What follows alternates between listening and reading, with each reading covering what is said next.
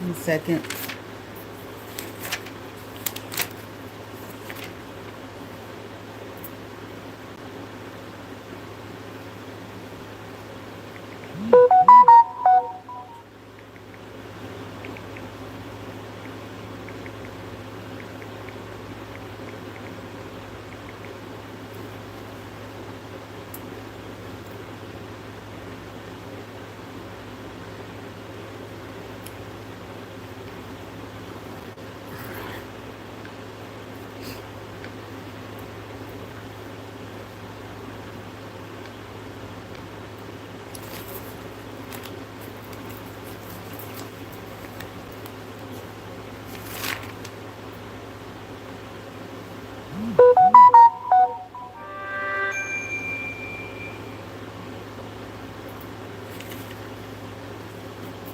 All right, good afternoon, everyone. I've been sitting here. I kept saying in some of my talks that I was going to talk about how we live in a world of limitations according to Hinduism. And so I decided to do that. I've been sitting here for about an hour because soon I was about to get on and I saw apparently Malcolm Jamal Warner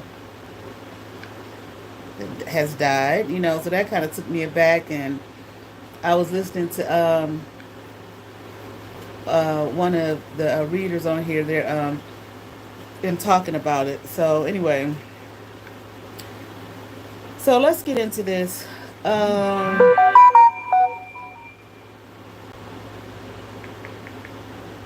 right, let's get into this whole thing with the limitations that I have been speaking about. I have been speaking about and hadn't really talked about it yet. Okay, according to Hinduism. Now, I did this before a long time ago on this channel. You can look at it, but I'm not going to talk about the whole of Hinduism like I did before. I mean, even when I taught religious studies and comparative world religion, I taught. I didn't teach the whole entirety of the religion because I only had 16 weeks. So we're talking about just teaching the just the foundational base, having a base understanding. We're talking about the origin, the founder, where it was founded. Like I said, the origins, and then the foundational basic belief system of each. Because with every one, like with most things, as time goes on, you have some things that more things are added, depending on where it's spread and the cultural aspects. You will have different branches of it, and that's all religions. Okay, definitely, even like you see that with Christianity. How many uh, denominations do you find? You got Catholicism, which is Christianity, and then you have Protestantism, and then you have how many branches of Protestantism, and then you have what is it called? I can't think right now. Okay, but it's just things that have changed over time, but yet the base understanding of Christianity is the same. All right, so let's get into this here. Now, when we talk about when I would teach this topic and in the textbook, right after you talk about the indigenous religions, the next thing is what? Hinduism. Okay? Before we get off into the other religions. That is the very first one after we talk about the indigenous religions, okay? Um, and I'm just gonna say this real quick. The origins of Hinduism, okay, where is the begin its origins? It looks like its origins are in India, okay? Which is a subcontinent, okay, of Asia. All right. Um, its origins, like I have said this before, is the major religion of India. It's so old. Okay, they cannot find its origins. Okay. Now for the haters, okay, who like to come over here and watch and then make their little subliminal videos and all of that type of shit. Okay. That they the best and they the number one and they smarter than me and I don't know what the fuck I'm talking about. Okay, for you, because you're watching. This is something that I taught in college. This is not me just sitting here, okay, wanting to compete with a random person online that I don't know. Okay, don't want to know. Never even seen your fucking face except a profile picture, okay, which says a million things, and your fucking hand, okay. All right, so when you go to make your hater video, okay,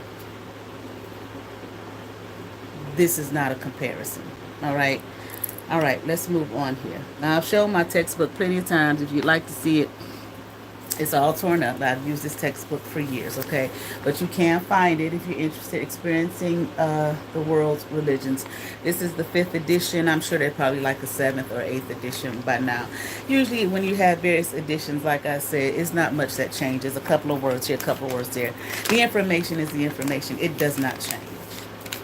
All right, a the here, a maybe there. Okay, maybe something new that they found. That's they only it's only one sentence of it in the whole fucking book that means absolutely nothing. Okay, this is a part of capitalism. Okay, which I thought about talking about that today. Okay, but it's but no, I was directed and led to go this way. All right, so this is out of this textbook. All right. So this is not a anything. I don't care with nobody. I don't have any issues with people on here, what they study, what they believe, what they practice. Is not what this is. Okay.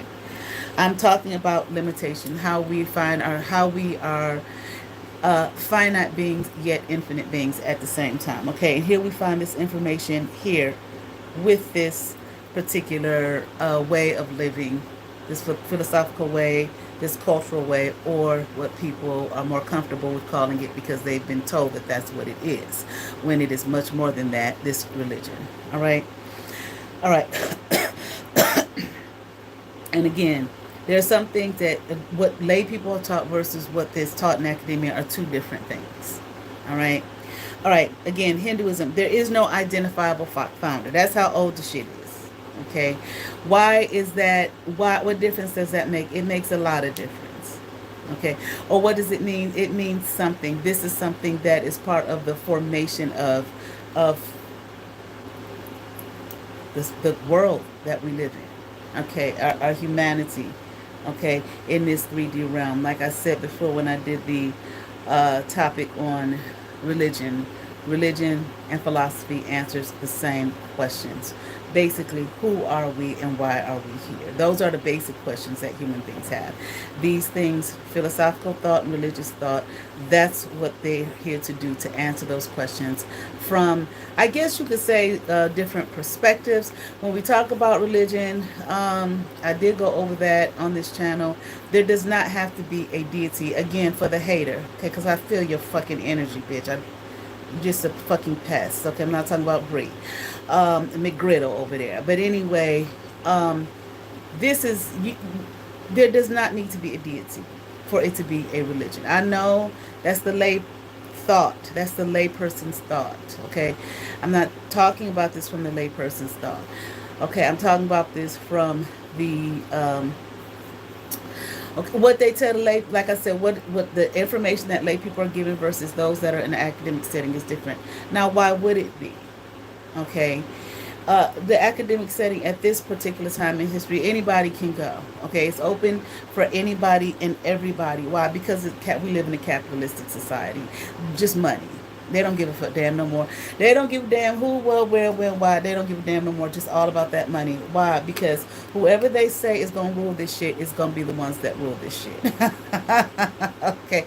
Where the academics before higher education really was supposed to be at a point in time for the quote-unquote elite of the society. Okay, that's why when you go to these colleges, well, at least it used to be, you would have to take what would I call elective classes. Like I talked about the one class that I took, magic, witchcraft, and healing. That's just an elective. Or blacks in the arts. That was an elective. That had nothing to do necessarily toward, whatever your particular major was. Like when I was in undergrad, my major was film production. My minor was theater arts. Okay, blacks in the arts could be a part of that, but it's also, you have to take, like, an elective that covered a variety of topics. Why? Because The idea is that when you graduate here, you are the elite of the society. You're supposed to go out there. You're going to be the next leader, so on and so forth of the society. You want to be a tad bit well-rounded, and know a tad bit of a little bit of as much as you can in order to do that. Well, education isn't looked at that way anymore today, although those things are still in place. All right, that's why that shit is like that. Now it's just, fuck it. You go to school to get a job, get a good job. Okay, that's not what it was for before, because whoever's going to be leading the society, they're going to always be leading the society. That's the idea. Okay, I know that they have told us and everything. They've told folks and they done told you that you have a choice and you elect and blah. No, that lies, lies, lies, lies, lies, lies. Okay, that's the scam. All right. Okay, so the academic is considered the next. I'm not telling you what it is. I'm telling you that's. I'm not saying, when I say what it is, I'm not saying that that's exactly how it is. I'm telling you what the leaders, the rulers, principalities, so on and so forth. This is their thinking. Okay. Whoever those rulers are, they continue to rule through their bloodlines. Okay. You can elect who you're going to elect. Those people that are part of those bloodlines that have always been in those positions, those families that have always been in those positions. Okay, and it will continue on that way. All right. I know folks is hopeful. Okay, but anyway, all right. So let's get into this here. Okay. So we're talking about something just that old. Why, again, it matters. Just like people talk about Kemet. Okay, and then as you do your further studies, you understand that Nubia, a lot of the teachings and whatnot from Kemet came from Nubia. Okay, it's just that old. All right, which it shows its relevance, and that we find many of these teachings that when you look at Hinduism, okay, you find it in a lot of New Age thoughts. Okay, when people think that they're just being spiritual, no, it's really coming from a religion. Okay, okay, and that they call New Age. Okay, well, I don't necessarily agree with that terminology. That's Christian terminology, which would really be more the New Age if you want to know the truth about it. Okay, all right, but why? Because these other ones here are much older than Christianity. All right, but let's get on into this. All right, so there's no identifiable founder. There's no particular structure. Okay, no strong organizational structure. Okay, to defend it. Okay, or spread its influence like you would find with Christianity or Islam. All right, there's no particular creed to define it. All right, and stabilize its beliefs. All right. Okay, it would be what we call polytheistic. All right. All right. It's not a single unified religion. It's a family of beliefs. All right. All right. I just wanted to lay that foundation. All right. I'm going to get past this, the religion of Vedic period, which is where Hinduism is coming out of. Okay. There's some talk here about the ritual drink. Okay, like when I went over the indigenous religions, okay, and talked about the shaman, okay, who would take the Amanita muscaria, the mushroom, and the what's that other thing everybody be talking about now, ayahuasca, and so on and so forth, for the removal of the veil, okay, to see clearly to the other side. All right, to bring that information back to the material realm. And that's what it is believed was in the Old Testament when the Hebrews were lost, quote unquote lost, or in the wilderness. Okay, the manna, there was no food, and then something came from heaven. What was, they called it manna. It is believed possibly that could have been like the mushroom, okay, what people call the psychedelic mushroom, or the Amanita muscaria. I mean, it just naturally grows up out of the earth. It's not something that somebody, like, people love weed, okay, marijuana, the herb. It's just a fungus. It grows out naturally, okay, and that when they took that and they, Moses and so on and so forth ate that, okay, because what does the Bible say? That no man has seen the face of God, but at the same time it says that Moses did see the face of God and talk to God, and God gave him, here's all the information that you need for this new nation that I'm forming through that you're leading right now. Okay, a new nation, a new culture, a new way of being, so on and so forth. Here's the information. Okay, how would he have gotten it? Is believed that when they ate the manna, okay, that the manna was mushroom. They just grows naturally up out of the ground. Okay, out of the soil. Okay, people so scared of it. Ooh, they're drug, but they'll go smoke weed in a heartbeat, and it's like, well, it's just a natural. It's just food. It's like marijuana is a herb. Mushrooms is food.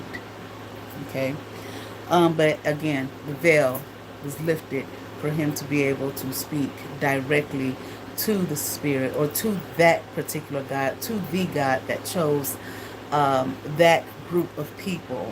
Okay, that has morphed into for political reasons and purposes in this world as the quote unquote God when it really was not. That was not what it was initially. It was a God, a deity, okay, that did choose that nation or created that nation, okay, for whatever that deity's purpose was. But nevertheless, that deity gave Moses through that manna is the belief system, okay, possibly. Here is a culture, here is a way that you find like in Leviticus, the Levitical laws, so on and so forth, okay, for them, because there has to be a structure. Every community, every person, humanity has to have some kind of structure, okay. You talk about a group of people, a nation of people, there must be some kind of structure. Just like when you go to a goddamn job, there is structure. Just like wherever you go, there's going to be some kind of structure and organization, and this is who we are, and this is how we do things. This is our mission, so on and so forth. Okay. It is also, well, maybe I'll talk about it briefly. This doesn't relate to this necessarily, but for the shaman, when they would take these um, like the ayahuasca, it's so many of them. Okay, the mushrooms, so on and so forth. And these are again are natural substances. With the veil removed, okay, they could see the markings on a person. All right, that you would not be able to see, just in the 3D realm, and that they would tattoo. Okay, they would bring forth, in other words, the markings that were there on that person to be seen. So we call those tattoos. Okay, as opposed to like we do now, we just go get random tattoos or what we feel, you know, represents who and what we are. Okay, some of us have markings. I've got some markings on my hand. I've been learning about. I got that crescent moon situation. I got the M on both of my hands. I got the crescent moon here, okay, and I have a marking here on my thing. Thank God you can't see it. There's too many nosy fuckers out there, but I have a marking here on my what is this? My left arm that I saw came to light about 3 years ago. It probably was always there, okay, and I just didn't see it. The more I did tarot and was learning more and more about myself and my familial heritage, so on and so forth, my eyes were open, my eye was open, and I saw the marking. And I was just throwing me off. Like, is that for real? You know what I'm saying? Or is that really there, or is it just in my head? But it's still there. Okay. I also, when I was a little girl, and it's still there, I had a light, very light patch on my side, almost shaped like a fish. Okay, I haven't looked at it in forever. It's not as prominent as it used to be, but a lady who raised me, she always covered me, but my babysitters would put me on the little halter tops in the summer, and people would always see that marking, that very light marking, okay, on my side. But like this, not so much the markings in my hands that I should share you about, but this what I see here, so the shaman would be able to see it after taking like the ayahuasca, the amanita muscaria, so on and so forth. They would see it because the veil is removed, and they would do the tattoo here. Okay, bring it out by marking what they see here. Okay. All right, let's continue on. Ain't no need nobody try to come in and think that you're going to see it. Let me ask your travel to know. All right, let's go on here.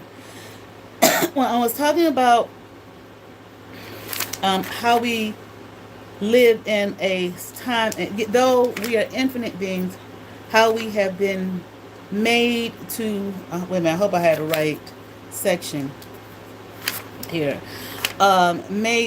Made to uh, live in a limitation here in 3D realm with the 3D suit on, okay, that we have on. All right. Um, the Upanishads, okay. The most important notion here, okay, important concepts, okay, of the Upanishads. Okay, now what are the Upanishads? Here, the origin of the Upanishads is a written work, okay? So this is some written work that you find in Hindu. What was it before it was written? You know what I'm saying? Uh, well, obviously, it would have just been oral tradition, okay, if it's that old. If it's that old, this shit wasn't always written. And see, that's something that you're going to find historically, too, that becomes problematic, is the fact that what is the oral tradition over time when things become written, sometimes things, may be lost, okay? Well, you might want to say lost in translation, or some things are lost, some things are changed over time. And sometimes things are changed based on maybe if people spread out and live in different locations, and the external circumstances will dictate, okay, that the culture becoming different. Maybe not any kind of major difference, but different nonetheless, okay? All right, let's continue on here. All right. Okay.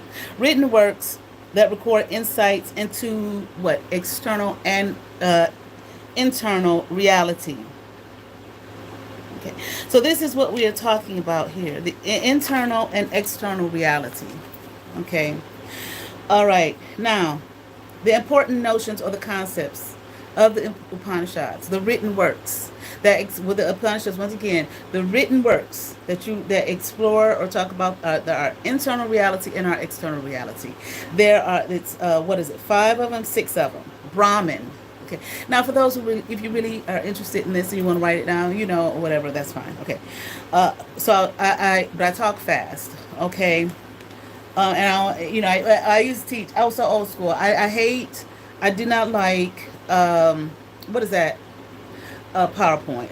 I couldn't understand. I had a guy evaluate me one time, not a student, and he when I met with him in my because the head of the department was supposed to evaluate me, but he couldn't, so he sent another professor, and I met with him, and he criticized the fact that I didn't use PowerPoint, and he asked me, how come you don't use PowerPoint? I was like, I don't like PowerPoint. I like to write, as I'm teaching. I don't like it to be already done.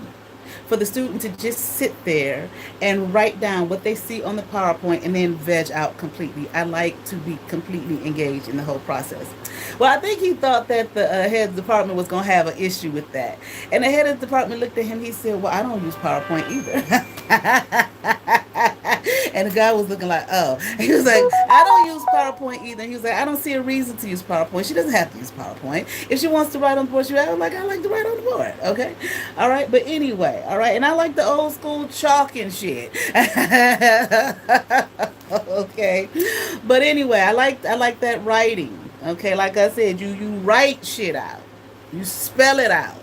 Okay? But anyway, let's get back. Brahman is one. Atman, Maya. Okay, a lot of you all heard about Maya. This one we hear all the time. The next one I'm going to say karma. This is where the notion of karma comes from. The Upanishads here, Hinduism. Okay, not it. Well, it does in a sense go with the concept of what go around, come around. You reap what you sow. It absolutely does. Okay, but is a little different. Okay, so we use it. Sometimes we use these words. I say it too. Okay, sometimes we use these words kind of incorrectly. All right, but it's just it's what it has become. All right, samsara and moksha. All right, now let's look at Brahman and Atman. Okay, Brahman originally it stood for the cosmic power present. Okay, in Vedic sacrifices and chants.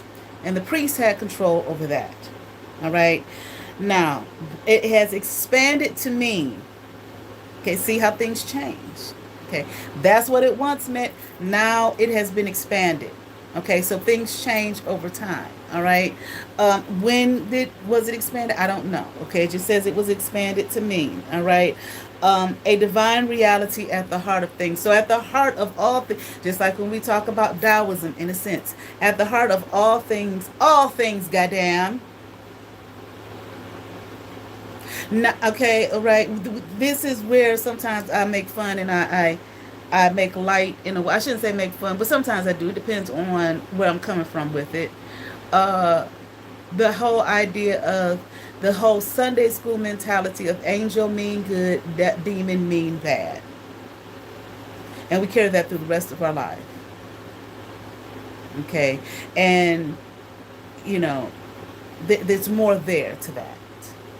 All right, but that's what I'm saying. I'm not. It's not so much the person. I'm trying to show you the system that we are living in. This is not a comparison, bitch. This is not a competition. I'm not talking to Brie. Stop with that competing shit. Do that with somebody else. I'm not interested. This has nothing to do with that.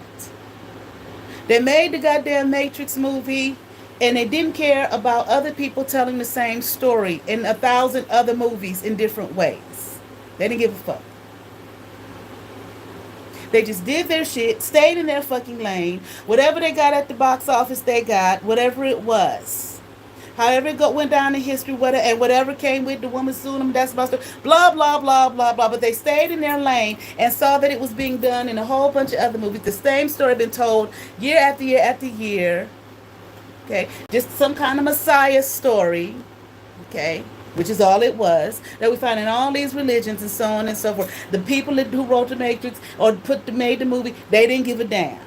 They didn't say, we is the best, we is the only one who told that story. Everybody else is just, they ain't real. No. Stop. You're stifling your own growth. Being stuck in something that is just so silly.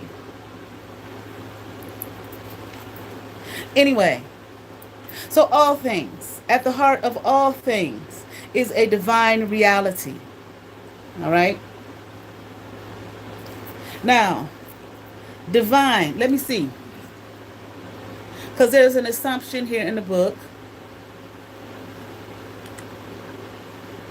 of what the word divine means. So let's look and see what it means. We're just going to Google. Okay. Divine, of, from, or like God, capital G, or a God, small g. And then another one is excellent, delightful, like, he had the most divine smile. All right. Also, a cleric or theologian. Okay. And then we have providence or God. Okay. Of, from, or like God, or a God.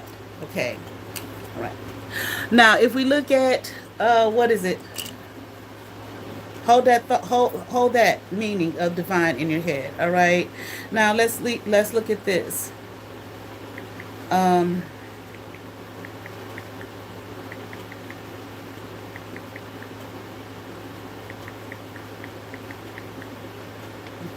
If we look at to expand and make these connections here, because all of these religions are connected. They're all fucking connected. That nothing out here in this system is disconnected. They're all I was looking at capitalism today. Capitalism, communism, socialism, democracy, all the theocracies. Well, not theocracies, crises or whatever. Like democracy and all of it was a whole bunch of them. All of them are connected. Just like people say, Republicans, Democrats, it's the same. Everything is connected. It doesn't matter. It doesn't matter what country, what part of the world, what the people, the color of the people, the language. So they're all connected. All of these religions are connected. Every single one. There might be wars about these things and so on and so forth. Okay, who is um how can I say, what group? I'll say that, because no one person can do anything without backing. It's just not possible. There has to be backing in some way, shape, or form. So if someone's stalking you, for example, if someone's stalking you, for example, they have help. Okay, they have some kind of help. Okay, even if it's kind of like direct or indirect. Okay, maybe it's just that one person. Maybe it's not a group, but it's just that one person, and but you're calling the police, and the police really don't believe you, or won't help you. Okay, that's them indirectly helping this person to continue to stalk you because they're not doing anything to stop it. Okay, direct would be they got a group of people. Okay, they all take turns. All right. So not one person in and of themselves cannot make anything happen. Okay. It really doesn't matter. I was going to say on a mass scale, but not even a mass scale. Just, it doesn't matter. A mass scale, a small scale, no one person can do anything without help, whether it's direct help or indirect help.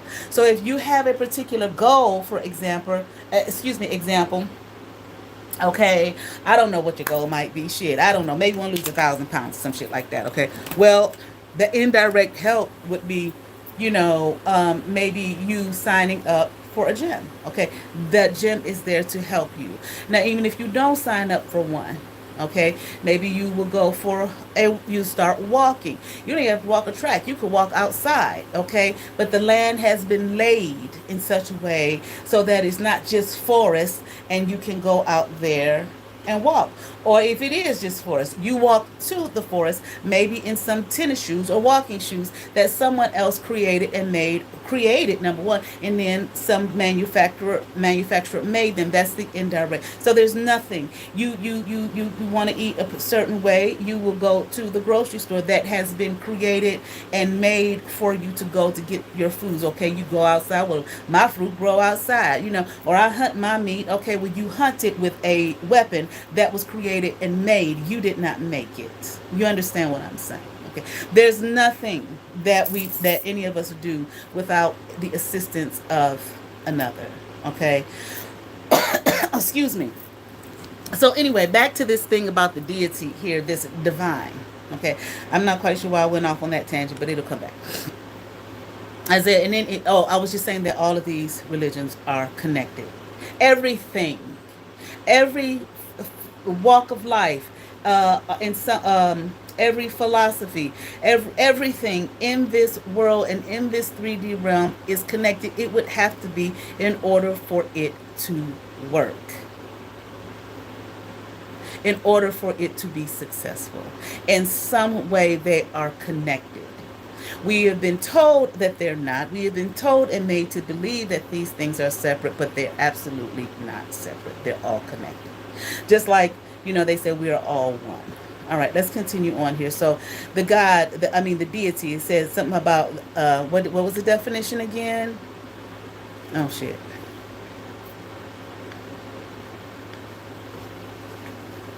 Divine. The definition again is of, from, or like God, or a God. God create. Isaiah 45:7 states that God creates both the light and darkness, the good and the evil. Okay, so it's not the word divine. Okay, it says of, from, or like what? God, or a God. You know how some people even say one man's, okay, trash is another man's treasure, but one man's God is another man's, well, one man's devil is another man's God. Okay? Um, just like in the Taoism, from all things come from the Tao. Okay? There's divinity at the heart of everything. Take out the good.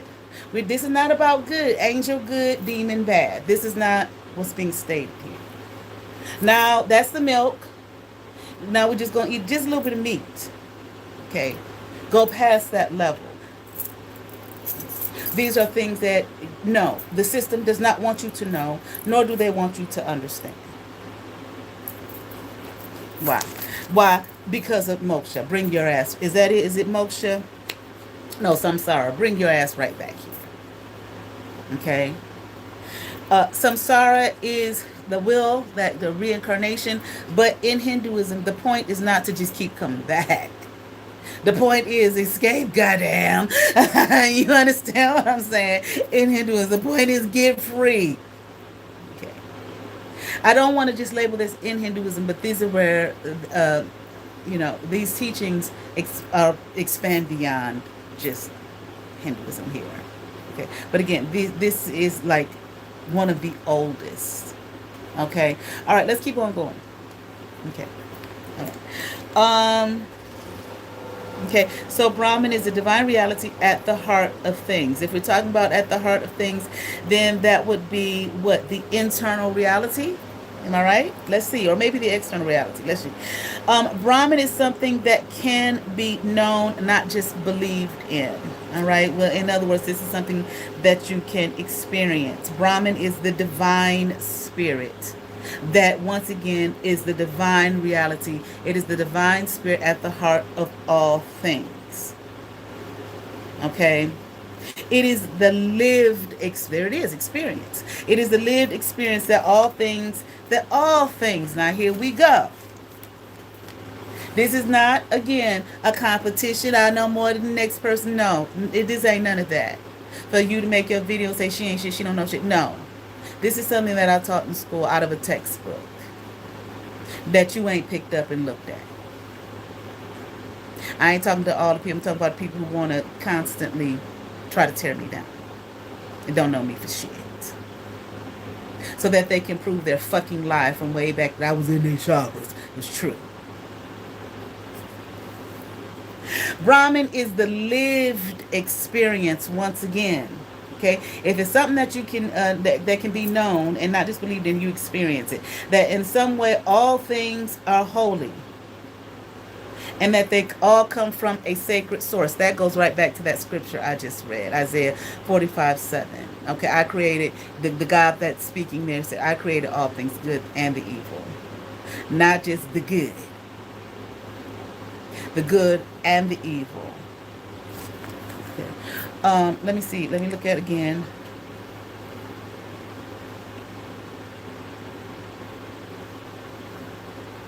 Now I'm just reading the scripture. I'm not reading it from a Christian point of view. I'm just reading the scripture. Okay. Wait a minute. Let me see. Okay, I form the light and create darkness. I make good and create evil. I, the Lord, do all these things. Isaiah 45:7. Okay, and obviously this is in the Old Testament. If we continue to read those stories in Old Testament, we can kind of see that. Yeah, it ain't just some random fucking verse. Some of the things that particular God had, the folks do, his so-called, the ones that he called or created or made or whatever, do with some evil shit. Okay, it was right there in the book. It was some evil shit. Okay, it's not a God versus Satan. There's no such thing.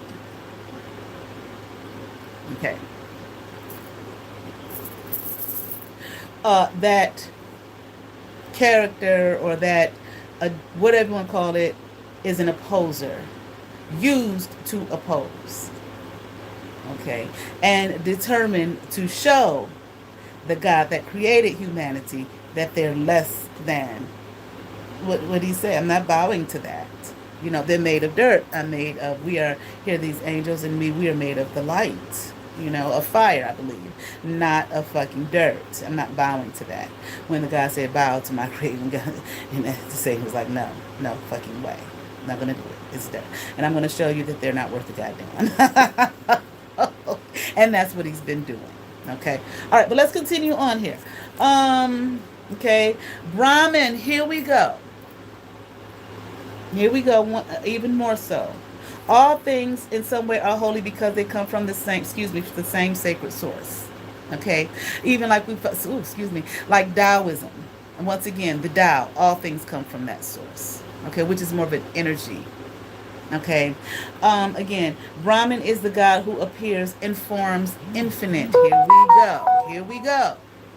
Brahman appears in forms infinite.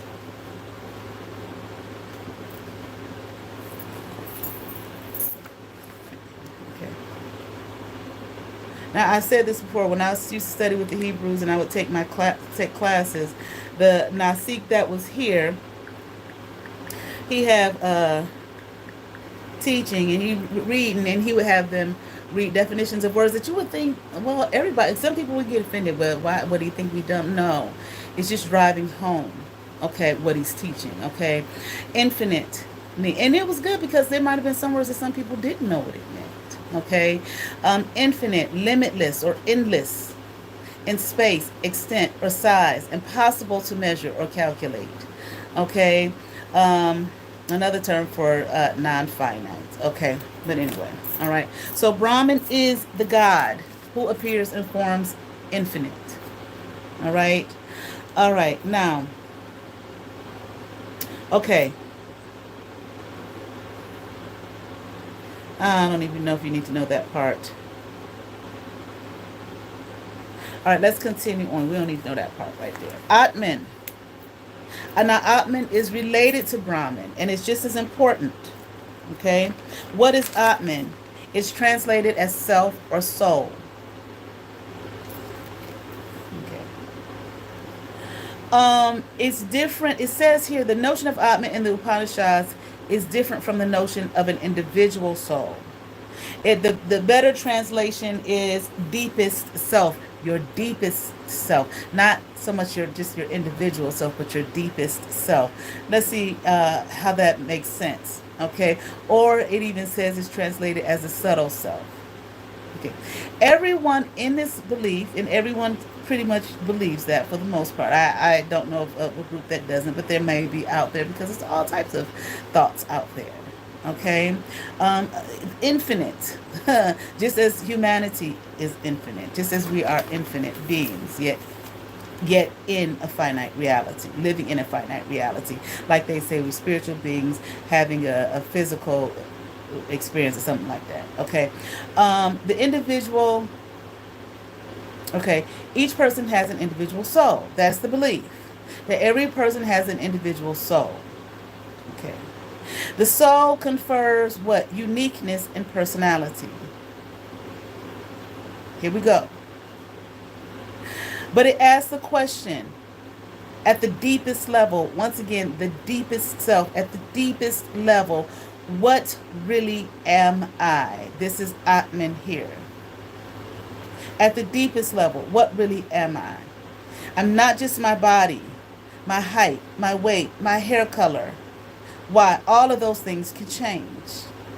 And all of those things do change. This is taking us beyond the surface level. Like when people go to insult people, the first thing that they want to talk about is that. The surface level, the things that change. Not just can change, but they do change. Hell, my God, are you, for someone who may not understand what I'm saying, okay, because I see somebody sitting up there looking at me with their face all twisted, okay, do you look the same as you did when you came out of your mother's womb? Okay, or out of a lab. I can't assume that you were come out of your mother's womb. I don't care what they've been doing that shit. Okay, it's a whole lot of people walking around that will not come here the natural way. Do you? Absolutely not. At 30 something years old, do you look like you did when you were 5, 10, 15, 20 even? No, you don't. Your weight has changed. Your height has changed. Possibly for some, your eye color has changed. Possibly for some, your hair color has changed. I'm not talking about dyes and contacts. These are natural processes that some people go through. When I was a little girl, my hair was sandy. That's what my grandfather called me, Sandy, because I had that sandy colored hair. Over time, what happened? It darkened. Not with dye, just it changed. That was just written in the DNA for it to do that. So, You're clearly not just the limited thing, the human suit, the thing that has us in a space of limitation, the physical body. You're more than that. We are more than that, obviously. So, then what really am I? This is a question that Atman asks. And again, these religions, philosophies, ways of life, ways of being, so on and so forth, culture, so on and so forth, they answer questions that human beings have.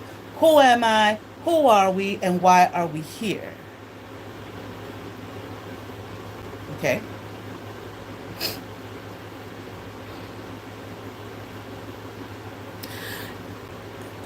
Go more questions here. Am I then my tastes, my thoughts, my memories? If I'm more than my physical body, that does change.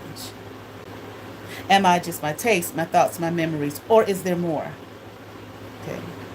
Is there not in me here, Brahman? Is there not in me, at the core of all things, is the holy and the divine? Is there not in me a reality more fundamental than those things that change, the changing individual characteristics? Your thoughts will change. Your tastes will change. Okay, memories. You will have more new memories. Okay, we got memories of yesterday. We got memories of this morning. And tonight we will have memories of this moment that we are currently in. We already talked about how the physical changes. Okay. So, deep, in the deepest self, is there not more? Again, the Upanishads, the written works about the internal and the external. Now with Brahman, we talked about the divine, the divinity, that at the heart of things, all things is Brahman. Now we are here once again at Atman. Who am I really at my deepest self? My subtle self. Obviously, if I change, if my physical self changes, I'm more than that. Obviously, if my that my tastes and my thoughts and my memories change or grow, I'm more than that.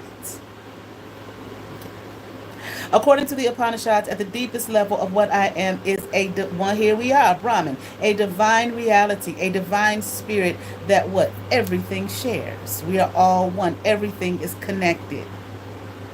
I didn't say everything was the same. I said everything is connected. The Upanishads teach that it is true to say, then what? I am God. Because for the person who understands reality at the deepest level, everything is God. Okay.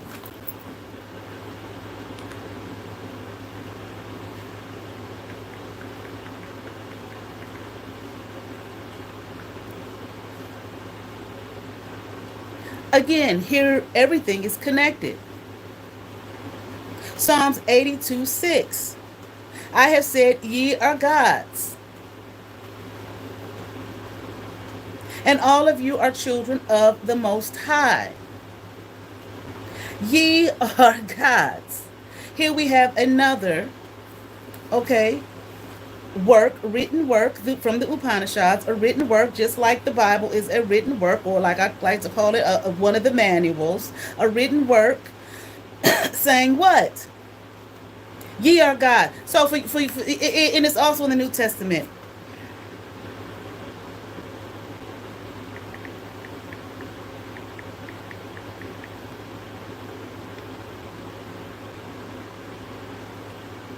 Okay? He was accused, John 10:34, Jesus was accused of blasphemy for claiming to be the Son of God. And he said, ain't it written in your law? He knew the fucking law. But they're trying to tear him down. Okay? Because he wasn't following the law, but he knew it. Is it not written, I have said you are gods? Psalm 82:6. Here it is twice. Okay, all of these religions are the same. Some have been watered down to mean nothing, to appear as though there are nothing, to rip and strip the power out of it. Why? To rip and strip the power from you.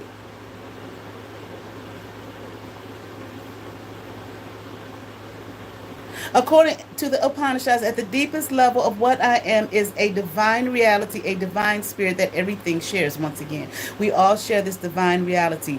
Ye are gods. You are all children of the Most High. Let us create man, humanity, whatever, in our own image here, okay? The Upanishads teach that it is true to say, I am God. Because for the person who understands reality at the deepest level, what? Everything is God. Everything, all things come from what? Brahman, the divine spirit here, once again, Brahman, the God who appears in forms infinite. This goes into when people say God is experiencing God's self through us, through all things, not just human beings, but all things.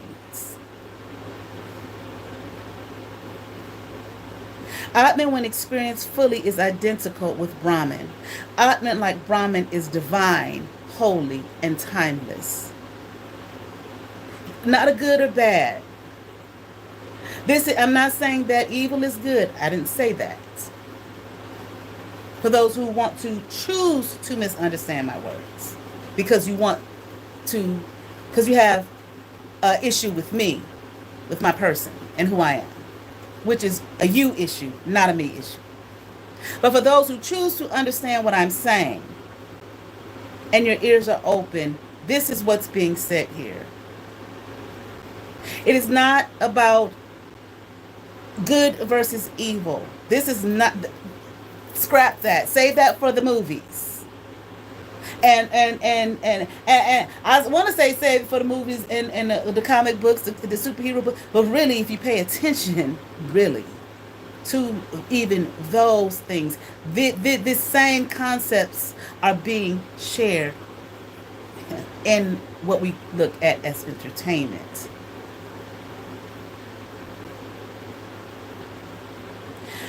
Where does the entertainment come from? All this shit is the same. It's the same shit. It's the exact same fucking thing that is being spoken and written and shared with humanity, spoken by humanity, written by humanity, shared with humanity, by humanity, or maybe some other beings, I don't fucking know, okay, or gods, okay, in this system here. I would think, to free us from it as we continue on with Hinduism, we're going to see that. But we get caught up in things that don't matter. Like, I don't like her, so I'm going to make videos and put her down and say she doesn't know what she's talking about. And she's lying. And she's been in my chakras. And that's how she learned what she learned, being in my chakra. And all of the dumb shit. That has nothing to do with anything.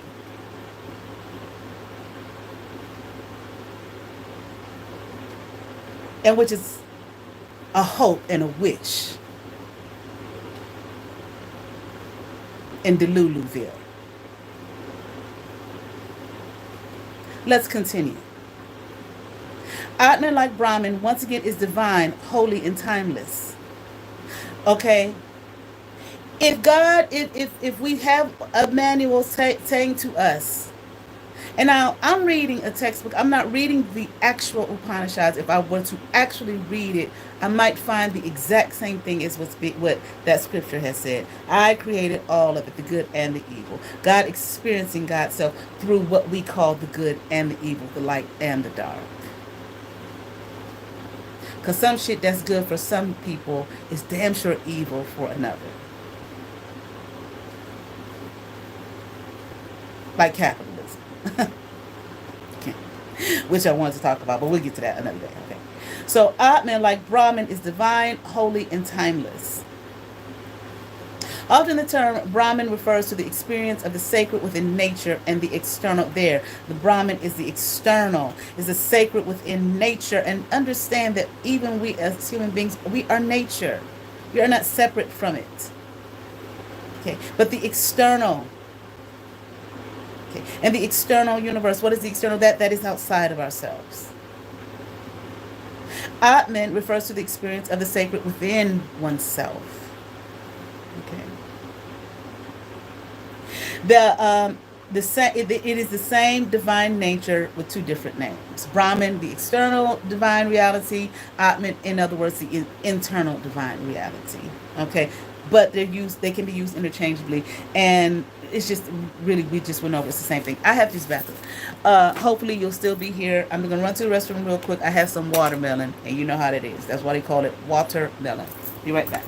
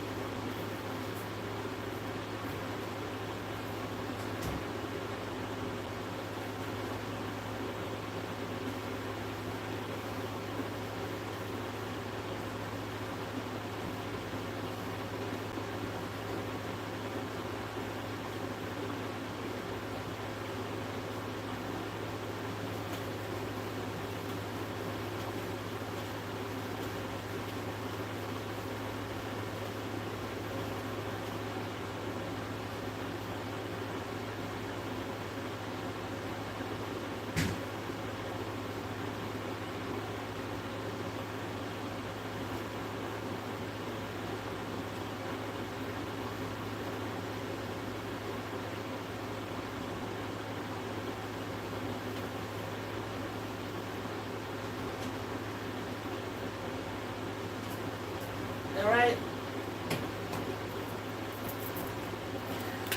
All right, let's keep going here. Thank you for those who stayed. I appreciate it. All right, let's continue.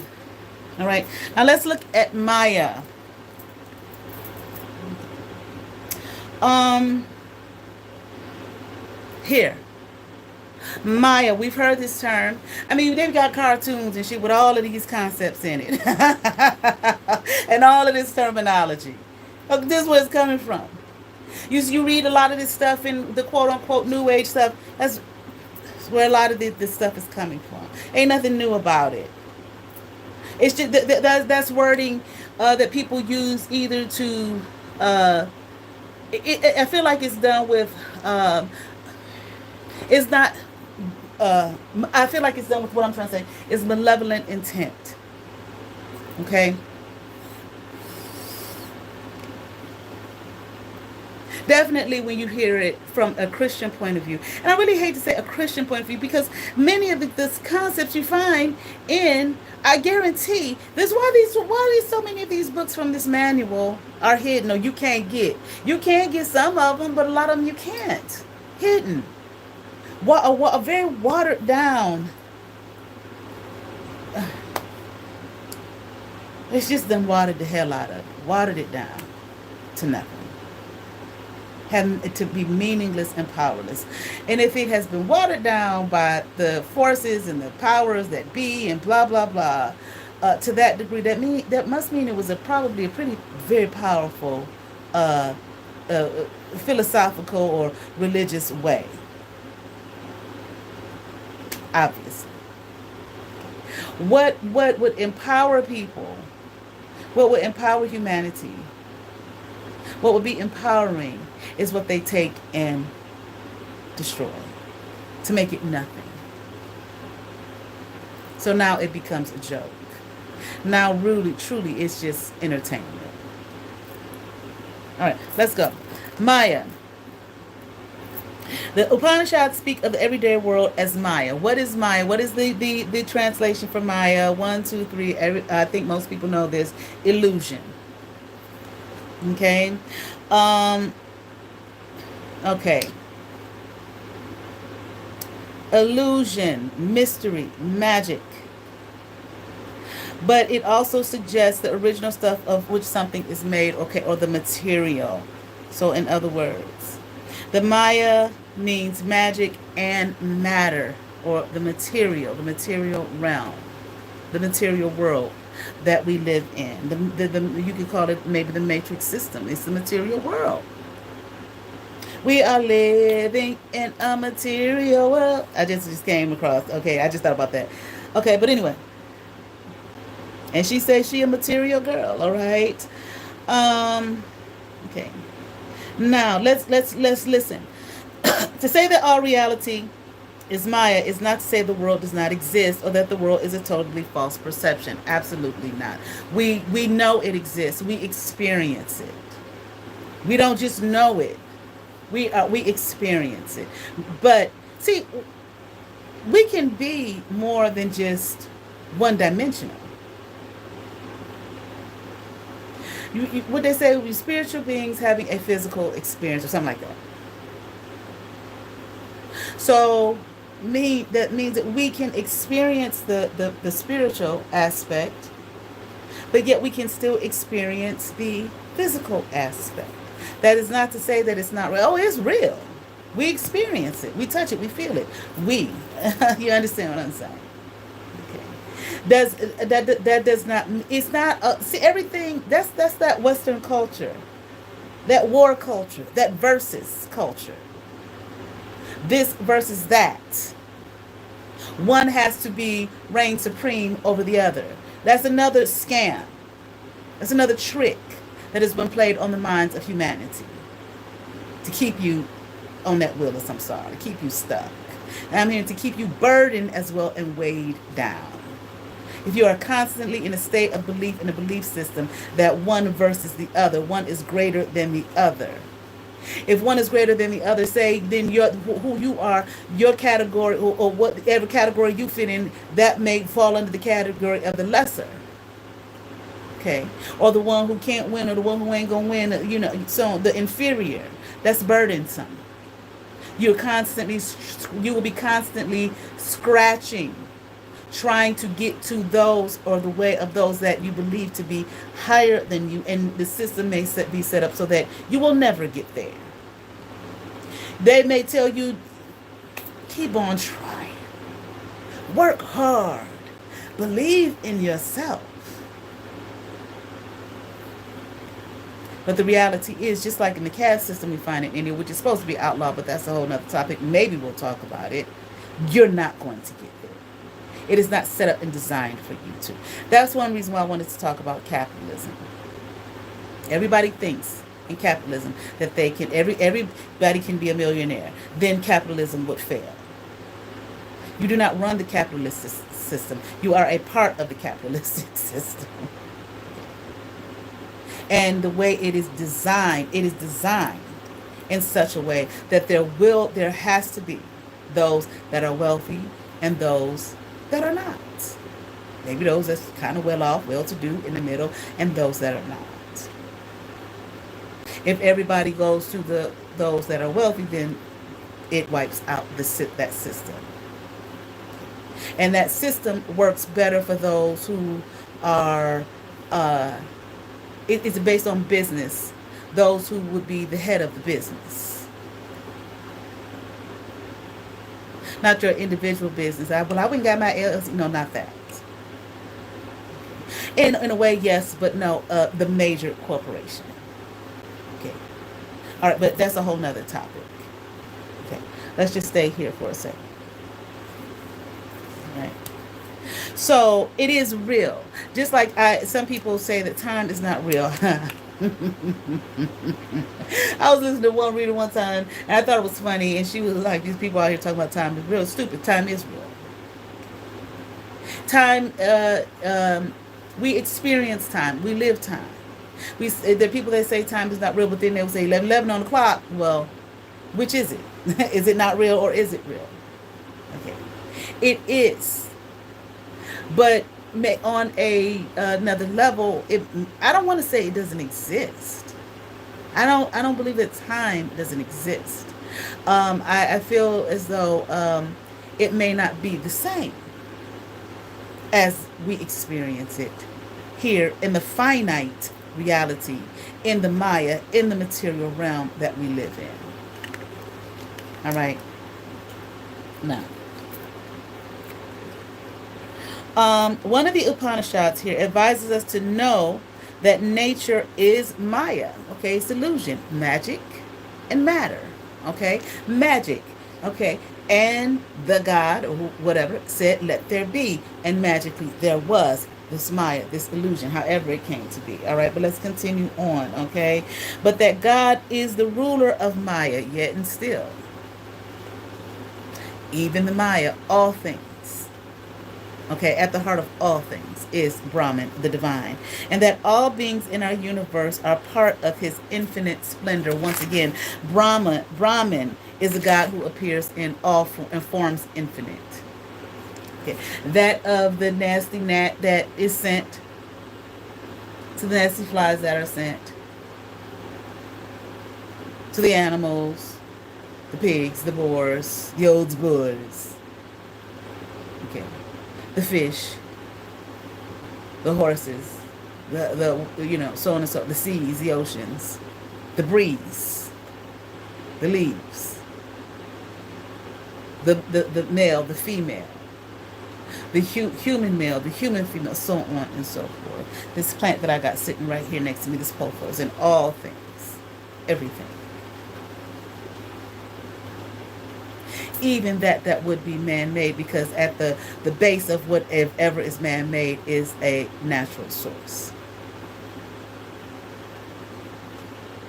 And man, humanity, still at the source of humanity, is Brahman, once again. God appearing in all forms infinite. There is nothing outside of that divinity, that source, outside of Brahman. Nothing. Nothing. Good, bad, and different. Nothing outside of that. Okay. All right. Now, we assume that the world is solid and permanent. People put a lot of stock in the Maya, in the matter, in the quote unquote illusion. Okay. What the man say, Dad, goddamn, I know it's not real, but this motherfucking steak sure tastes like it's a real motherfucker. Real to me. Even with those numbers and the codes, it was the codes were real. Okay. So some people assume that the world is solid and permanent. This is what they believe in. Okay. But in reality, the outside world is more like the inner world. Here we go. When people say things like your outer world, okay, it's just a representation of what's going on within. Okay. Okay. So if outside of you, I don't know, your room is a hot mess and your life is a hot mess, that's because of what's going on, because within you're a hot mess, for example. Okay. The outside world is like the inner world of thoughts and dreams, yet it shifts and changes, just as thoughts and dreams do. And that's okay. Okay? That is part of the experience. It should change. Your thoughts, your ideas, your dreams, your goals, your fantasies. I'm simplifying it. At one age, at a young, very young, youthful age, what was important to you, what was a goal for you, what was a dream for you, so on and so forth, at the age of 5, will not be the same at the age of 50. Okay. If so, this is when we say there's something, people are stunted in their growth, in their development. So the outside world will shift. Why? Because the inside world shifts. It changes. People assume that time is real. Here we go. That it advances at a regular rate, and that the past, present, and future are distinct divisions. But in reality, here it says time is relative, and it is. Even though here, let me look up something real quick.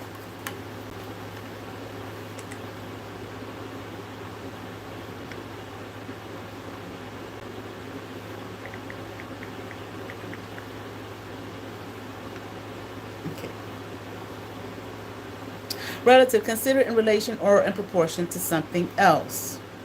Okay. All right.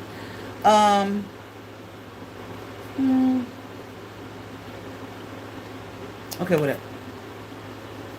So even in that, it is here.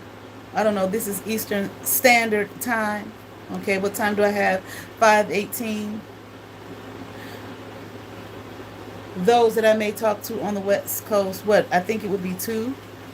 18. Okay. Time, or even those, what would that would be, what's the central time? Okay, would be 4:18 or whatever. Okay, and then across the world, so on and so forth. Time is relative. Okay, in many more ways than that. All right, but let's keep on going. Okay, individuals are not as individual as they suppose. This is what we're talking about in the Upanishads.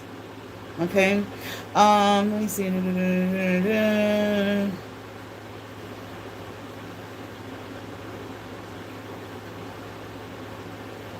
It says, as I look out at reality from my own individual standpoint, I may see the end of my life as the end of everything.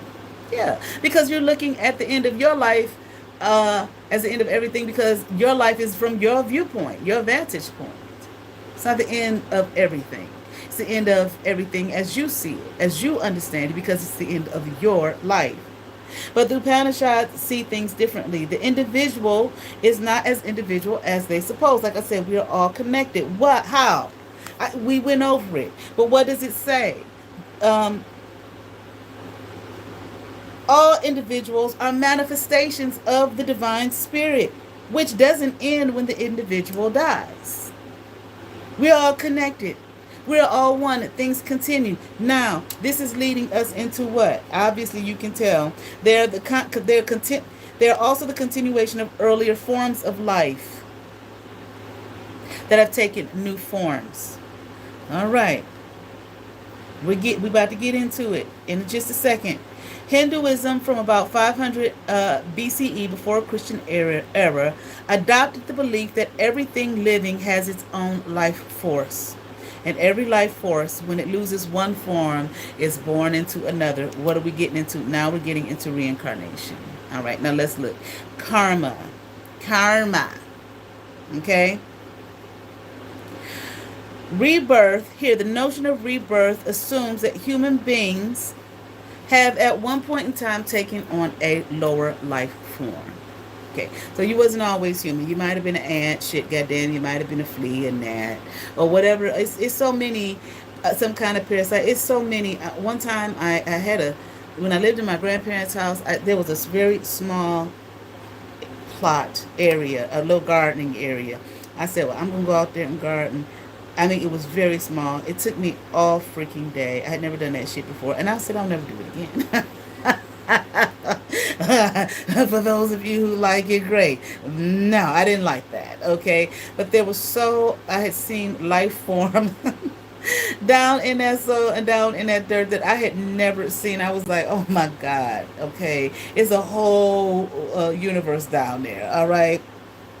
Okay, but you might have been that. Okay, so you might have been an animal, an insect, a plant, which still really in a way is okay because once again Brahman, okay, that Brahman is at the heart of all things. The divine, that is at the heart of all things. God is at the heart of all things. Even the plant here, like this plant that I have right next to me, this pothos, would say, I am God. Okay, ye are gods. Ye are gods. Ye are children of the Most High. Okay, here we go. Hinduism recognizes grades of human life from limited, painful, to very pleasant, very free. But you can achieve higher forms of life. You can become superhuman. You can become superhuman. You can become a demigod. Rebirth can go in any direction. But the human stage is the most dangerous stage to be in. Why? Because we make dramatic choices about how we live. If a person doesn't live properly, he or she can be born into a bad condition, a bad situation, a cruel family, poor, okay, poverty stricken, okay, a limited life, meaning maybe some kind of physical ailment, okay, mental things that would keep you from being able to move and live freely based off the choices that you made, not in that current life, but your previous life. That's karma, from life to life, not in one. That I'm not saying that what goes around comes around does not exist, and I'm not saying that you reap what you sow does not exist. I'm saying that karma here, this notion from the Upanishads, from Hinduism, is about what happens from one life to the next life. Okay, and who and what you will be in your next life is based off of the life that you chose to live in the previous life. That's karma.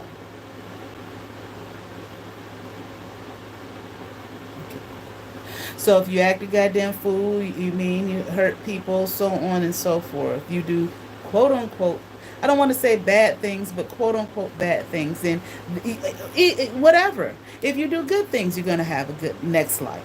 If you do bad things, you're going to have a bad next life. Okay, in according to the notion of karma and from the Upanishads. Okay. You can make a leap beyond the human level to the superhuman level. Okay? Or superhuman exists. Or even beyond to what? To freedom. Okay? And once again, this is determined, okay, by karma. Okay. It comes from the word that means to do. Okay? It's talking about your moral consequences. Okay, carried along with every act. It's the moral law basically of cause and effect. Okay. It's just the law of cause and effect here. Okay. But again, it's from one life to the next life. Okay. Every action has an automatic moral consequence. Every action. So it's no need if people in according to this, okay, it wouldn't be no need for a person to think, well, shit, I can do whatever hell I want to do, beat people, treat them wrong, scam them, I don't know, all type of evil shit, okay, and there ain't nothing going, and I'm gonna do it till the day I die. Okay, in this, yeah, you can do it today, you die. But in your next life, you might come back as an animal. You might come back extremely poor. You might come back, being beaten. Everything that you did to others, all that will be done to you. But it goes the other way too, with the good. Okay, you was a wonderful person. You was an angel in the one life, so on and so forth. And in your next life, you may come back to be a wealthy person, so on, and a good free life, and you don't have to do shit. You don't have to work. You don't have to work a job, okay? All right, pay them bills. But anyway, let's keep going, all right? Okay, it's just a part of the nature of things. In other words, it is what people would say is just a natural, it's a universal law. Okay, it's just what it is. It's not, God waiting to reward you and keep. No, it's just how things work. We have natural laws, and that's just one of them. Okay, what go up must come down, like gravity. It's just a law. All right, it's the way things work. It's not good. It's not bad. Now, depending on your experience with it, you may call it good or bad, but it ain't. It's not good or bad. Okay, it's just cause and effect from one life to the next. So, in other words, when I hear people talk about people doing things to try to escape their karma, there's no such thing in Hinduism. You will never escape your karma. Why? Because it's from one life to the next. And the crazy thing about it is, unfortunately, when we do come back, when we are reincarnated, we don't remember our last life. You don't fucking remember. Okay, and that's why you may hear people say, well, goddamn, did I do something terrible in my past life? For this terrible thing. Or you may even, good, I must have been a real wonderful person in my past life. Look at all these wonderful things, okay, that I've experienced all my life. Okay, all right, moving on. Okay, so it's not good or bad. It also helps explain why some people are born with great gifts while some have no advantages at all. There is even a notion I have heard, okay, for some people, I'm not saying Hinduism exactly, but some people believe this and understand this. You may see someone who seems to be born at a disadvantage, okay, and they just really been hit all their fucking life, okay, with shit, and maybe, I don't know, maybe they might have a physical disability, I'll put it like that. Maybe they have a physical disability. And some people may say, okay, we should go help that person, where there's some who say, no, do not help that person. That person has a disadvantage in this life based on something they did in their past life. And helping them is not going to really help them to learn their lesson so that they can have their next life can be a better one. Okay? All right. Now, here we go. The next one is samsara, which is what? The wheel of life. Which is what? Constant fucking rebirth. What they say, don't go toward the light, Carol Ann, goddamn. Ain't that what they told her? Okay, in Shrek or some shit like that. Well, I think they told her go toward the light in Poltergeist, but then Shrek told them, don't go toward the light, motherfuckers. Because if you go toward the light, in other words, you're going to find yourself right back here. Of course.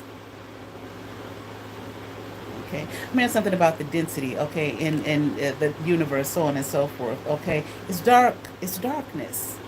Okay, at least physically so. I'm not talking about morality and all that type of thing. All right, which is so. Every time I talk about this, I think about this movie that Larry Fishburne was in. Let me see what it was called. Well, I think he was going by Larry Fishburne back then.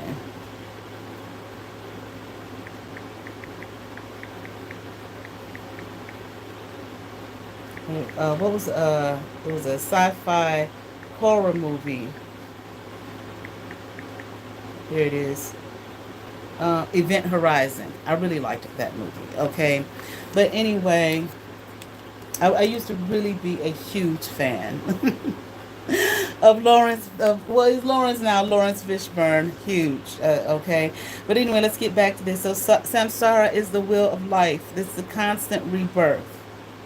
Okay. In other words, you keep coming back over and over and over and over again, reincarnating over and over and over again. But the problem is, okay, one, it suggests that the everyday world is full of change and constant struggle and suffering, and it is. That is the problem with the whole thing of rebirth, samsara, on that wheel, reincarnation, constantly coming over and over and over again. Now, some people say in the West you only live once.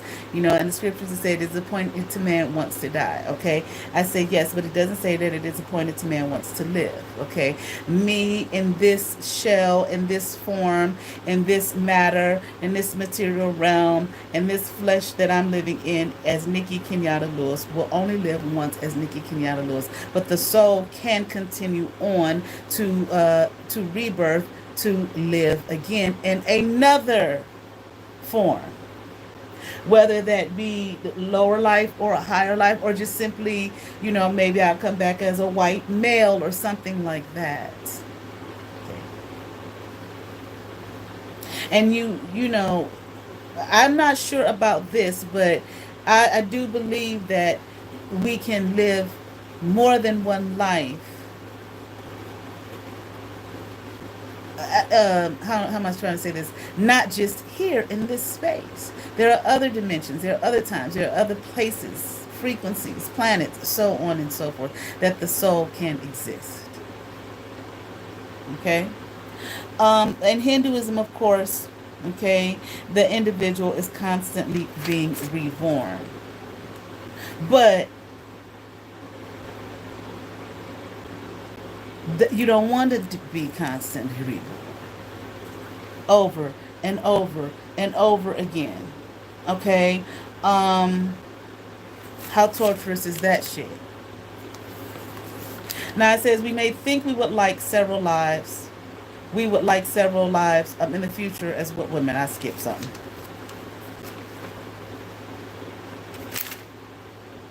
Oh, it says because our present human life is so short, we may think we would like several lives in the future. Okay, but how many lives would you really want to live in this time and space? Number one, uh, constant change, constant struggle, which we will talk about when we get into Buddhism, which supposedly comes from Hinduism. Okay, constant change, constant struggle. Okay, not knowing. You don't know what you're gonna come back like. Yeah, I want to live a whole bunch of life. Okay, well, what's your next life going to be like? You don't know. You don't know. Okay? And then when you do come back, you don't remember your past life. Okay? So now you can go to people who help you recall your past lives and all that shit. You probably can go deep within to recall them. Okay? I have. Okay? My first time in this time and space, but I've lived lives more than one life in other times and spaces. Okay? Which I have seen. Because I went in, within, and that's what I wanted to see. And I was shown 3 other lives. Not that bullshit with you, Brianna Joe Bellamy. Shoot fly. Okay. 10 might sound reasonable, but what about 100, 1,000, 10,000, a million, so on and so forth? It's tiring to think about all those lifetimes. Okay? How many how many times you gonna come here and be unhappy? Sooner or later, you're going to come into, some miserable life, thousands of them. And you're not aware, you don't even remember the whole idea of a past life until someone teaches you that. If you were taught that. Okay, well, in this culture, you probably would be. I'm talking about Hinduism. Okay. And this Indian culture. Okay. Sooner or later, you're going to I don't want to come back to this shit. Sooner or later, you're going to say, I don't want to be by, I don't want to come back, I don't want to be here, I don't want to do with the struggle, I don't want to have to do with none of this shit. The soul is going to want to get free. Give me free, goddamn. The soul is going to want to be given fucking free. Not constant limitation.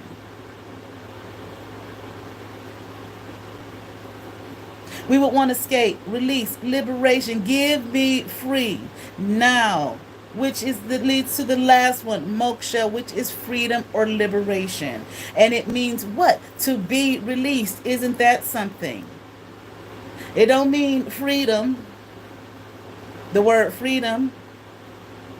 Okay? Well, it comes from the root word that means to be released. In other words, you're in a fucking prison.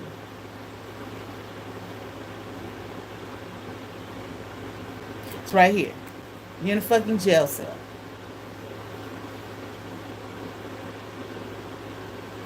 That, like I say, the system is designed so intricately and so detailed that it seems to be impossible to escape.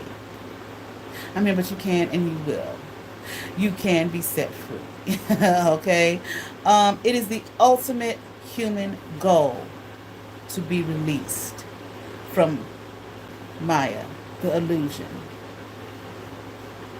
from the material realm. Okay. How, though? Getting beyond egotistic responses, such as resentment and anger, which limit the individual. That's how.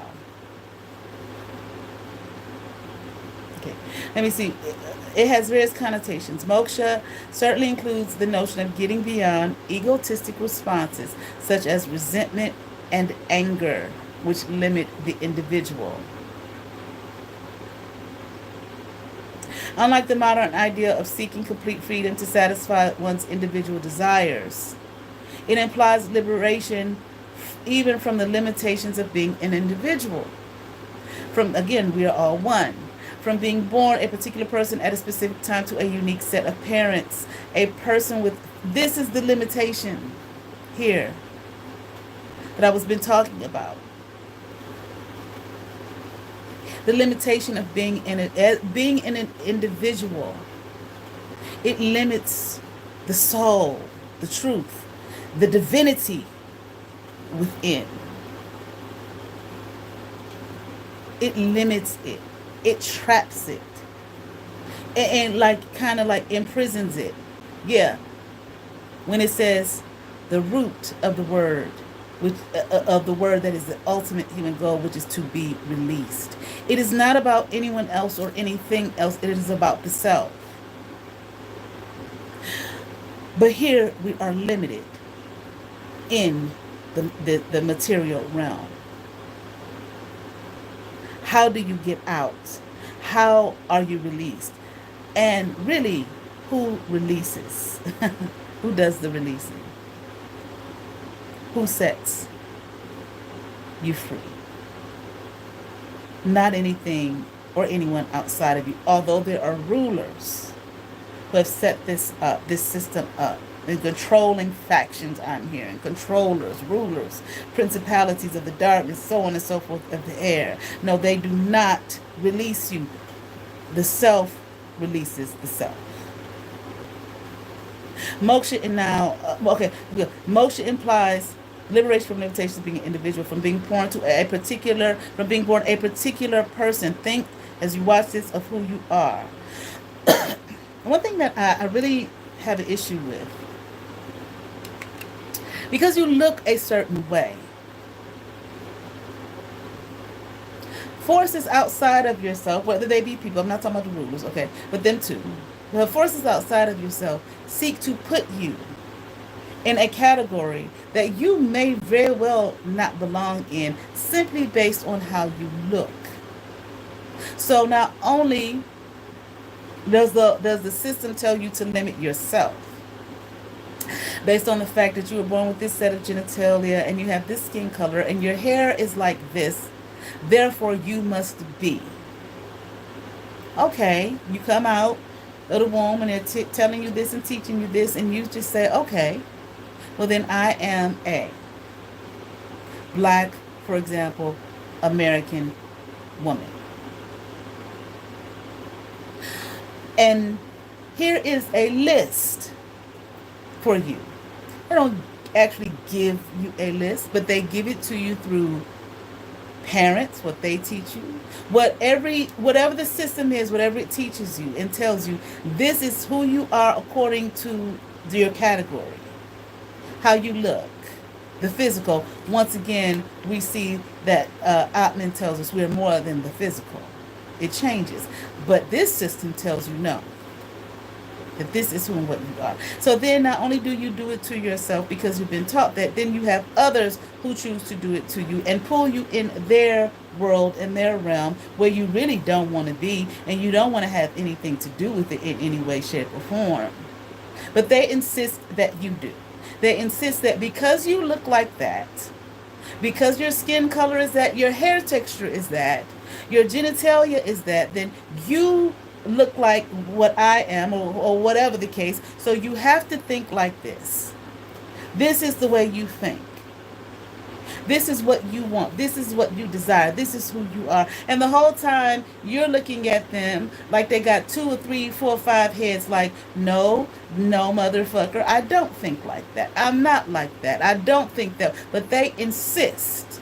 And they pull you and drag you into their world and their realm because they believe that the small world that they come from and their particular experiences has to be attached to you as well. Damn sure for people who don't know you from a motherfucker. I mean, you do it, it's done with people who you do know, who you unfortunately may have the unfortunate experience of growing up with or something like that. But damn sure from people that you don't know. And it's like, bitch, why are you pulling me into that bullshit? That's your worldview and your realm, your limitation, not mine. Nevertheless, let's get back to moksha here. But this is what people do. This is what human beings do. Because we have been taught to do that. We have been programmed, brainwashed. That's another way, this is the scam, the matrix. Another way in which the realm here, the material realm, is so detailed. Like, what did the man say when he was looking at Morpheus? How perfect it was, its beauty. But the motherfucker himself is like, I gotta get the fuck out of here my own self. This is some bullshit. Even the agent was saying, give me fucking free. And thought he had found his freedom in Neo on their last fight, which went to took us to Matrix number 2. But anyway, let's stay here, okay? You were born, so you're born limited. You're a particular person, skin color, hair, all that type of shit I just said. At a specific time, therein, when people talk about your birth chart, when your birth chart, when you want it to be as precise as possible, what do they tell you that you need to know? The date and the time. Well, you should know the day of your birth, but the specific time and where. Which I don't understand how people can read other people's birth charts if they don't know them and they don't know the motherfucking time that motherfucker was born or where they were born. I guess you can get an idea, but you can be wrong just by what, a couple of degrees or some shit like that. If the time is wrong and the place and space is wrong, that's why when I was saying I thought I was born here in fucking Cleveland, Ohio, then I come to find out I was born in New York. That's why Brianna Joy Bellamy, Maria Gonorrhea Gaviria went on her post rant about she say she was born in, but she said she was born in New York, but she was really born in. Oh, so now you're mad because I'm finding out the truth and I wasn't born here. But that's gonna mess everything up. We were reading her Kashi record, wasn't we? No, bitch. I know the fuck I was born. Not you. I guess that just might have, you feel that threw your game off. Trying to find out who and what the fuck I am. None of your fucking business. So you can continue to slander and try to get me thrown in jail and shit. Your fucking nutty ass. But anyway, let's just get back to this. A specific time to a unique pair of parents. All of that is, and they're limited. A person with the distinct physical characteristics. He's tall or short, fat, skinny, whatever the DNA, says. Certain emotions, desires, memories, those types of things come through as a result many times, not all the time, but many times as as a result of the circumstances one is born into and that they live under with a particular set of parents who are limited. I am, for example, make it easy if you're having a difficulty. For anybody that may, not be sure. I was born, okay, in fucking the state of New York. Okay, but let's just say they shipped my ass to Cleveland, fucking Ohio, to live with a set of parents who I was told was my parents. Okay, one is biologically so. What at least in 1972. Okay, they say it was a black female, human female. The experience. Okay, the boy that was raised with me, that sibling, he was born in, I don't know, Cleveland East, Cleveland One in places. Okay, to a set of parents. We lived in the same household. He was born 2 and a half years before me. We grew up in the same household. But I do not know his experience. I can only see, I can only watch, I cannot only observe. I cannot live his experience, which would be different from mine. Therefore, I am limited. Therefore, he is limited. That's something simple. Damn sure, maybe like a white male, okay, who was, say, born, I don't know, maybe in the UK, some goddamn where, okay, or Sweden or some shit like that, and maybe was born to a multi-billionaire family. I can only watch, listen, look, observe what he chooses to share in regards to his experience. I cannot live his experience, even if I was born in the same circumstances. It's not the same. Everybody's experience is different. And as a result of that, it causes limitation. You are limited. But the soul, the divine, at the heart of all things, the Brahman, the Atman, which we talked about earlier, okay, is limitless. It is without limit. The flesh, in other words, the Maya, the matter, the magic, the illusion is what's limited. Okay.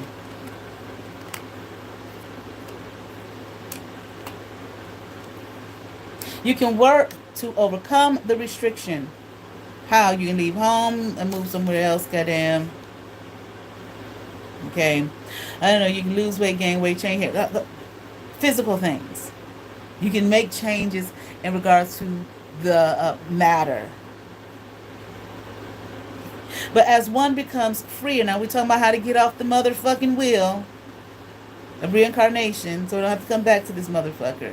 As one becomes freer, one looks at life less from a selfish and egotistic point of view, and one from a perspective that embraces the whole. Again, we are all connected. We are all one. All of these religions, all of everything is just, it's the same shit.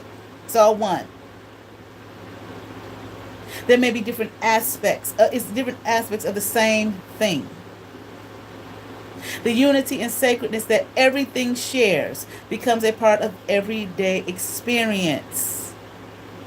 In other words, like they say in the church, and at least in the black church, less of me and more of you, Lord. In other words, plain and simple, less about the self and the ego, the baby. The flesh is the baby. The soul is what's ancient, is the spirit. The soul is God. So less about me and more of the divine within.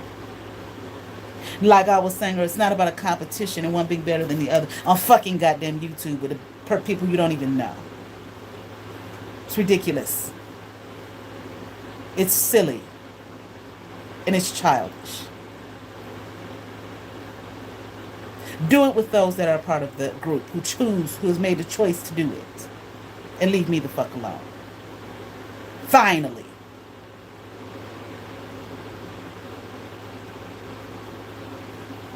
As one becomes freer, one looks at life less, again, from a selfish and egotistic point of view. Therein lies the freedom. Then we will find this here in Buddhism. Okay, the unity and sacredness that everything shares becomes a part of everyday experience. For example, kindness to all animals, people. Okay, one natural result of this insight: kind actions help generate what? A good karma. Detaching from pleasure, detaching from pain. This also leads to freedom from the ego. With enough practice and insight, a person can go entirely beyond the limited self to know sacred reality, the sacred reality that everything shares. Okay? This is how, and how do you do that? Going within, to be released, to be set free from the mind, the illusion, or what we are calling the matrix.